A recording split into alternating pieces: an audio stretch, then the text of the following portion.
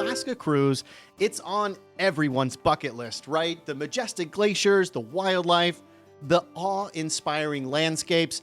It's a dream come true. So when I spotted a 7-night voyage on Royal Caribbean's Ovation of the Seas for around $700 a person at the end of the Alaska season, well, my curiosity was piqued. Now, let's talk about the ship. Ovation of the Seas is a beauty, part of Royal Caribbean's Quantum class of ships. It's designed to make the most of Alaska with plenty of spots to soak in the views. Think whale watching from the solarium, tackling waves on the Flow Rider, or soaring high in the North Star for those panoramic Alaskan vistas. It's safe to say Ovation of the Seas is a perfect choice for any Alaska cruise. But here's the juicy part. Sailing at the end of the season brings its own set of quirks. You see, the typical Alaska cruise season runs from May through the end of September, with stragglers going out late into October. Now, my cruise set sail on September 29th and wrapped up October 6th. The last sailing before Ovation of the Seas embarked on a new journey over to Hawaii and on to Australia.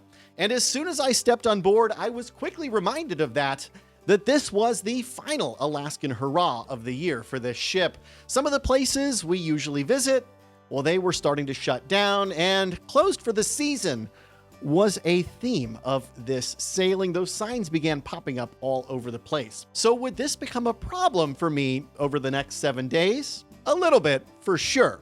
One of the most important parts of cruising, aside from the ship, well, it's the destinations that you visit. So why don't we talk about that first?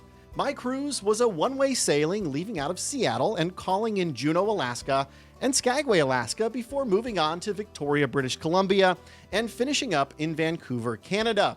And I was delighted to see two of the most popular Alaska cruise ports on my itinerary, of course, Juneau and Skagway. They both have so much to offer, so many things to do, and it's all amidst the backdrop of delightful fresh air and the storied history of Alaska. So needless to say, I was ready to get off the ship and revisit some of my favorite things that I've done in Alaska, plus try some new things. And as a matter of fact, I tried a lot of new things on this cruise. And that's because, well, there's a flip side when you cruise this late in the season to Alaska.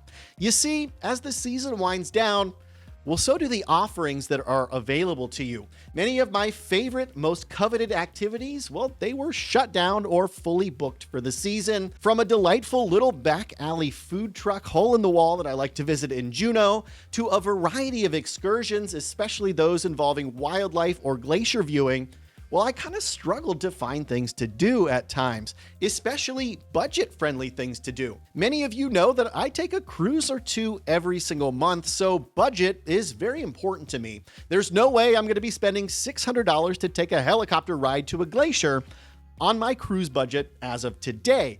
Well, maybe that'll change in the future if you hit the subscribe button, though. So if you're thinking of a late season cruise to Alaska, you need to be quick on your feet to secure the excursions and the experiences that you are most interested in. Let's talk about some specific experiences that I had in port during this sailing. Starting with Juneau, Alaska, a port that is on nearly every Alaskan itinerary. One of the highlights there, the Mendenhall Glacier, it's visited annually by nearly 1 million people. But here's the twist. The number of buses that can go to the glacier are limited for the season to help protect the environment.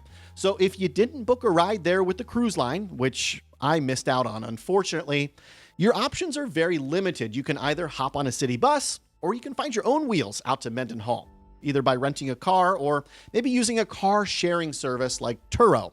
If you're cruising late in the season, I think renting a car through Turo is a very savvy move, especially if you're keen on exploring a few different places and things to do in Juneau. But it wasn't just Juneau that saw the end of the year closures, as the port of Skagway was nearly half shut down for the season already, with many of the shops and restaurants that I look forward to visiting having their closed for the season signs hanging out front. Needless to say, this was a little bit disappointing. Luckily though, the White Pass Railway was still running, and this was actually my very first time riding the White Pass Yukon Railway, and I 100% get the hype now. If you've not tried this excursion, and you have a cruise calling in Skagway, cancel everything else and go on this train.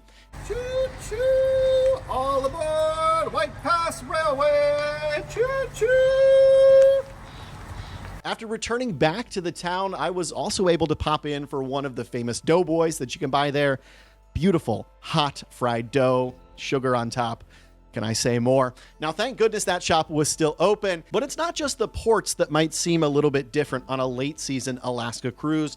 It's also the shopping, something that's very popular amongst cruisers. I can tell you that you are in for a shopathon if you're cruising late in the Alaska season, because late season cruises, they come with this little bonus, bargains galore. On board the ship, anything with the word Alaska on it was marked down to nearly 75% off. And in ports, the major clothing stores, the ones that you're going to see immediately off the ships, they were already offering discounts from 50 to 75% off of everything. As a matter of fact, the Juneau shirt I bought for $32 in July, you could snag it that day for $7 in October. Trust me, I bought another one. I couldn't resist it, right? Late season Alaska cruising, it means more bang for your buck all around. That is something I definitely learned. There's no doubt about it. Deals, deals, deals, if you know where to look. And if you don't already know, I have a thing for buying a magnet for every cruise port I visit, and I was very happy to spend only $1 or $2 on magnets that normally would have cost me $5 or $7. Now, we can't talk about shopping and ports without at least addressing the budget in the room. Late season Alaska cruising might require you to make some changes in your cruise planning and budgeting strategy. If you're like me, you like to book a cruise early and then gradually add on excursions and experiences as more money becomes available in your budget. Cruises, they're expensive and not many of us are made of money, so we have to book what we can when we can. However, cruising in late September or early October to Alaska, it's going to demand quicker decision-making from you and more immediate expenditures for those extras, those excursions that you really want to take part in, as there are already limited options available to begin with, and I found out those options were completely booked by the time we were about a month away from sailing. But with all the money I saved on this cruise, I guess the cruise line decided that they could take away some amenities from me that are kind of standard on Alaska cruises.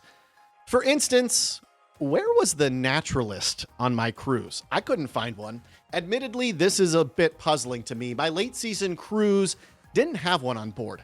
Now, Naturalists, they're like the cruise line's nature whisperers, right? They share their knowledge about the climate of Alaska, the local wildlife, the flora, the fauna. They're usually making constant announcements and presentations on your cruise, pointing out local wildlife, helping you identify things that you've taken photos of on land. One naturalist even challenged me to find a native berry and eat it, which I immediately failed by eating something abhorrently sour. Luckily, it wasn't deadly and she was just playing a joke on me. But this time, there was no naturalist to play jokes on me, none to be found. And admittedly, this could be a quirk of Royal Caribbean, just not having naturalists on their ships. But they're so common in Alaska to have a local expert on board. I kind of wonder if that person had just gone home for the season already. So if having a naturalist on your cruise is a must, and I think it is, this is something to consider when choosing your sailing date and cruise line up in Alaska.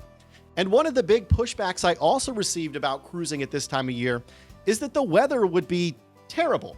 So was it? Well, weather definitely played a factor throughout this cruise in some of the enjoyment that I was able to have or not have. One of the biggest issues was the fog, but fog happens fairly regularly all throughout the Alaska season. Unfortunately, the fog decided to descend upon me during all of the glacier and whale watching days of this cruise, so I was totally unable to see any of the glaciers, any of the whales that you would normally see just north of Victoria. But otherwise, the weather was pretty much quintessential Alaska. Mid to high 50s, overcast, some rain, some sun, a lot of wind. It's just like all the YouTube videos you see here on the platform. The one thing that I really did miss out on that I'm still very upset about is that the Northern Lights would have been 100% visible my entire cruise, according to my Aurora app. And unfortunately, every single night was full cloud cover all night long, and I was never able to see them, despite folks cruising a week before me posting amazing pictures of the northern lights. Y'all, I am so jealous. Sadly, I was unable to see any of that as a result of the weather in early October. So here's the million-dollar question, or at least the couple $1,000 question. Would I choose a late season Alaskan cruise again? Well, if that money tree I planted out back a few years ago started growing, I'd probably just stick to cruising in the prime Alaska season between July and August. Honestly, it's just better for you to have the full Alaskan experience. But here in the real world where budgets matter, snagging 90% of that Alaska magic for 60% of the cost, it's a smart move. And hey, you can always use those savings to take another cruise. Maybe come down here to sunny Florida and take a Caribbean cruise. Girl math, am I right? But for me personally, having been to Alaska several times now, I think a late season cruise was a great option because I didn't have to feel like I was missing out on any experiences that I'd already had. And it actually pushed me into experiencing some different things and getting out of my shell a little bit. That said, at the end of the day, if this was my first Alaska cruise, I'm sticking to the main season. I'm paying the extra money and getting the full experience. So, Midships family, whether you're up for the bustling main season or the quieter, more budget-friendly late season, it's your adventure to craft. Alaska is waiting for you whenever you decide to set sail. I hope you have an amazing time. Thanks so much for stopping by the channel today. Make sure you leave your thoughts, your comments down below this video. I always love reading on them. Do you have an Alaska cruise coming up? Thank you so much for stopping by the channel today. And until next time, we'll see ya on the Midships. Hello, Claire. Why are you down there meowing at me? Oh, Claire is up here now. We have a visitor. Maybe she wants to go to Alaska with me next year. La la la la la la la la la la la la la la la la la la la la